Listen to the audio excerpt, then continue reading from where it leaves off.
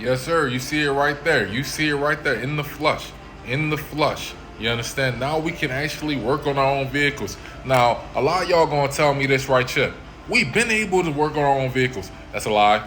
Apparently, it's a lie. Buddy just got 7 years in the slammer, and Trump had to pardon the man to get him out because he worked on his own vehicle and fixed his own vehicle. So let me tell you about these car companies. What they did, they made something called planned obsolescence. You can look it up. Most of them have it in their policies and doctrines. You understand? Where your car breaks down on purpose after a certain mileage, certain year, and different things of the sort. You understand? All those factors included. Now I'm gonna keep it real with you. Go buy your older car. Do like I did. I'm just giving you helpful advice. I got rid of my 2SS Camaro for a reason. I went back in time and got me an old Escalade by 2013 just because I wanted to work on my vehicle. You understand? So let me get back to this planned obsolescence. You understand? Planned obsolescence doesn't just fall with your vehicle breaking down. It also plans on the tools too that you need to use to fix certain vehicles. Certain vehicle companies and manufacturers have proprietary tools and instruments that you can't get as a normal person to fix your own vehicles.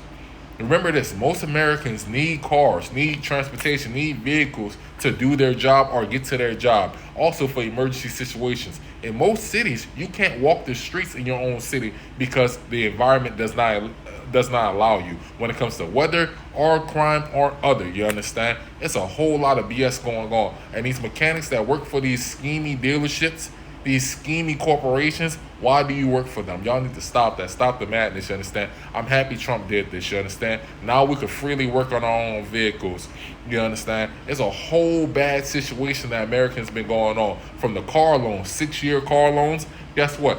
In between that 6 years, your car usually will break down and need service, and it's planned. So usually a lot of Americans that are not mechanically inclined, they go run out and get another car and get put back in the cycle of debt. Car loan debt over and over again. And these cars, they depreciate already. So it's a big racket. It's a whole circle going around.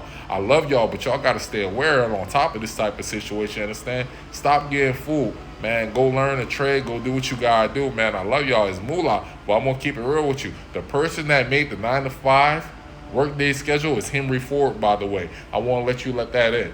Every time you go to work on that schedule, you got clocked in. That was Henry Ford, okay? But let's get off that subject. I digress. Now that we can work on our own vehicles, go back in time. Get you something easily repairable.